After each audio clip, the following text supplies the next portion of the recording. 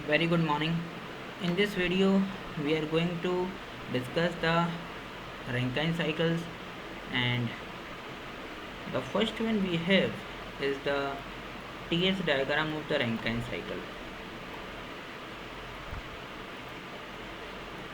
Now, this is the dome shaped region, and we know in the dome shape what is the state of the working fluid. This is the liquid, this is the mixed state actually, and here is the vapor phase. Here is L plus V both present. So what is there? We start with this point and we have the Rankine ideal Rankine cycle plotted on the TS diagram like this. It starts from the point 1, start from this point, and this is the point 2. So now the process 1 to 2, this process is the process which actually happens inside the pump, which was described in the previous video. The pump is used to pump the water, feed water from the condenser to the at the output of the condenser we have the feed water, we have the pump, and this pump pumps the feed water to the boiler. So this is 1 to 2 is the work done by the pump. So this is the work, this is the work, negative work done, because the work is given, the pump consumes the power, that is this is the work input which is required for this cycle. 1 to 2 process, work input takes place, and now we move to the 2 to 2 dash process. Name it as 2 dash.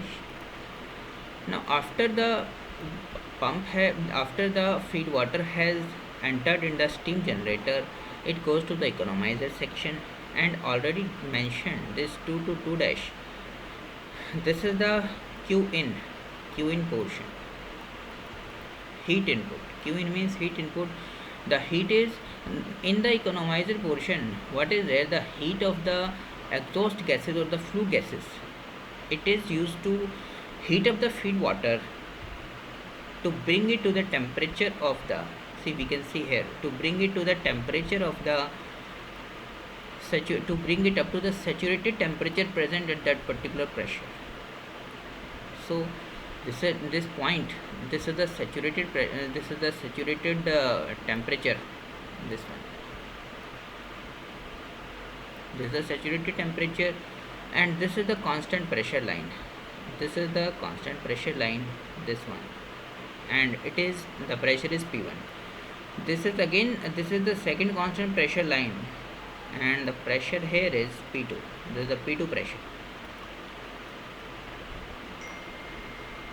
So we can see, and and now what is the saturation pressure at this corresponding to this P2 pressure line? This is the saturation pressure, and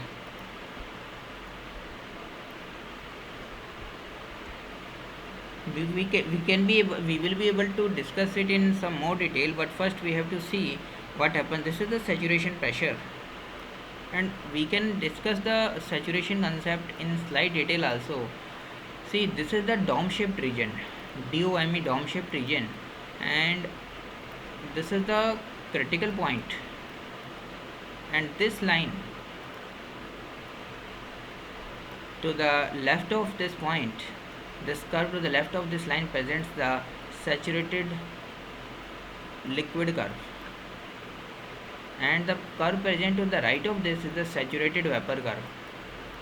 And any line, suppose this is the constant pressure line, and when it cuts this saturated liquid line, then the properties which is present corresponding to it, suppose this is the temperature, so this becomes the saturation temperature corresponding to this particular pressure.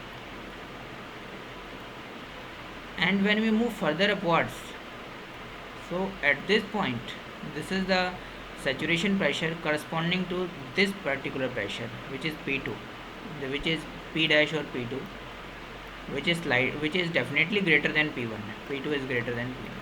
So I hope you may be better able to understand it. Now after this point there is a movement. What happens, the fluid or working fluid moves to the boiler section. This is the boiler section, and in this section actually we can see the phase change is taking place. This is the phase change, and this is the phase change which is happening 2 to 2 dash. We may be able to, we are going to rewrite again, erase it and rewrite. Now we had discussed about, this is a dome-shaped region.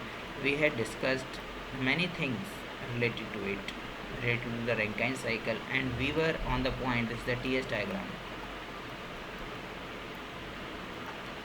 We were actually in this region. This is 2 dash, and let us denote this point by 2 double dash, and this is 3, now it is 4, this is 1. From 2 to 2 double dash, this region is the, this line represents the phase change. It is actually straight line only, even if it may not appear straight, it is a straight line, and it represents the phase change, just like the process 5 to 6 in the cycle. It is a straight line. Phase change happens there, and it actually happens in the evaporator of the steam generator. Now up to the point 2 double dash, the temperature of the steam has reached only up to the saturated liquid, saturated vapor. The steam is at the saturated vapor line, SVL, saturated vapor line, and the temperature corresponding to it is the saturation vapor temperature, and this temperature is not sufficient to drive the turbine. So there is a requirement to superheat the steam. The process 2 double dash to 3 represents the superheating of the steam, and this happens in the superheater section of the steam generator. Superheater section, I am going to write it superheater. So now when this thing has come up, when it happens in the superheater section, after reaching the point 3, after sufficiently superheating, the steam has got high pressure as well as high temperature, so as to drive the turbine. Now when at the point 3, the steam has reached the turbine. It is at the inlet of the turbine at the point 3. This is the turbine, and in the process 3 to 4, what happens, there is an expansion during the process 3 to 4. Now we can very well note that the process 3 to 4 is a straight line vertically downwards. It means this line is nothing but isoentropic line. Isoentropic means entropy is going to remain constant. There is no change in the entropy. Entropy is going to remain constant. Similarly, similar was the case with the line 1 2, which represented the work done by the pump, work done by the centrifugal pump, which is also taking place at constant and entropy, that is S. S is the entropy. I am repeating once again, S is the entropy, isoentropic process, S1 entropy. So 1 to 2, but and the only difference, and one thing also to note, that this process whichever is taking place like this all is taking place in a clockwise manner.